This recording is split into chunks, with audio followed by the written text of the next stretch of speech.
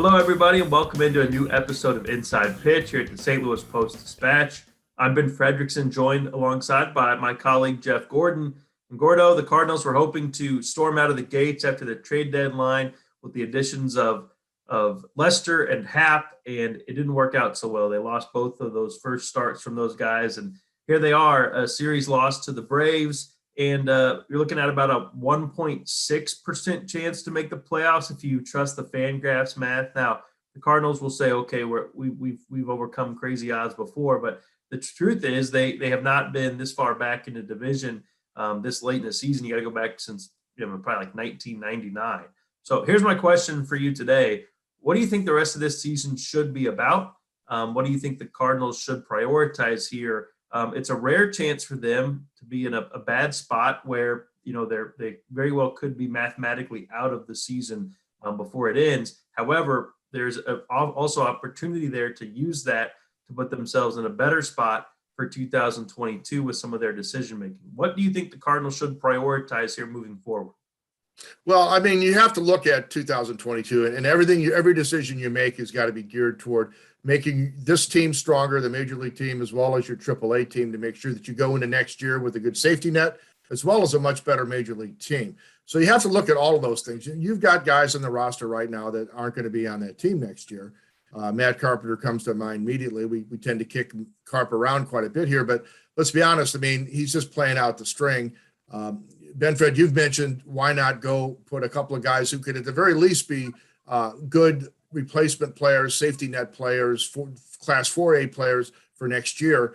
Give some guys a chance to get some at-bats at this level. Heck, I'd even say this Alec Burleson has risen from high A to double A to triple A. He's hit at every level. He hit in college. He's not a kid.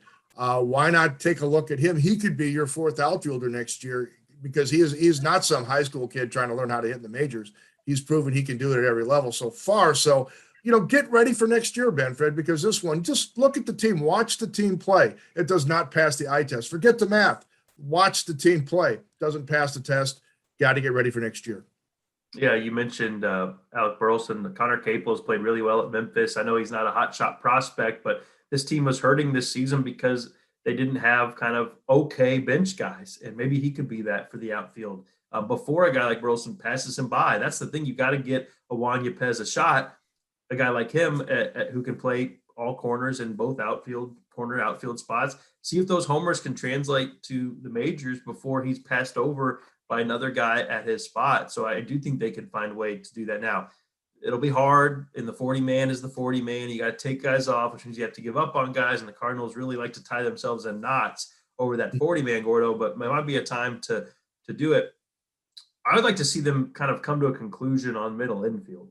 The second base shortstop combo has been hurting them offensively all season. Tommy Edman went from the guy who the Cardinals weren't sure that were going to get enough at-bats to leading the majors in at-bats. Most of those at leadoff, while also playing a ton of second and a ton of outfield. I think he's been a bit overexposed, and I think they've kind of driven him into the ground here. Figuring out what a better role for him is, but also what they need to add to make that happen, where he can maybe be that super utility type. And then they got to figure out what's going on with Paul DeJong. I wrote it earlier this season.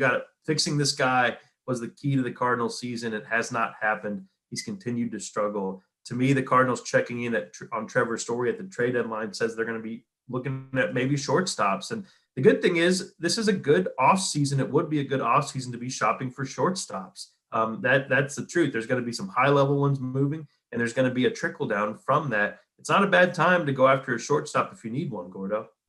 Yeah, no, that is their one need position that yells out more than the others.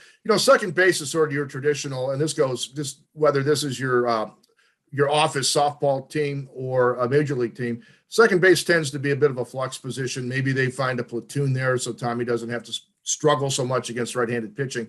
Maybe there's something you could do there with that group, bundle a couple of guys. But, yeah, go get a shortstop. That's obvious. And then, again, look at your pitching. The last step would be nurture all of those guys. Is Jordan Hicks a starter?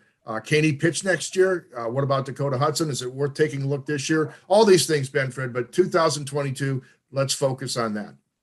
I think it's okay to start turning that page. 1.6% chance of making the postseason doesn't feel great. And I'm right. I don't always trust the math. I don't always trust the FanGraphs projections, but you're right. This team so far has not looked like one that's ready to defy that math. And we got to call it like we see it here. They're about an 80-ish win baseball team, and they have a chance to maybe help themselves win more games in 2022 if they are honest and take a hard look at doing some things now that can help them. So that's our plea. I think it's realistic, and maybe the Cardinals will see it the same way. We'll see. Whatever way they go, we'll have it covered at stltoday.com and in the pages of the Post-Dispatch. For Jeff Gordon, I'm Ben Frederickson. We'll talk to you next time, everybody.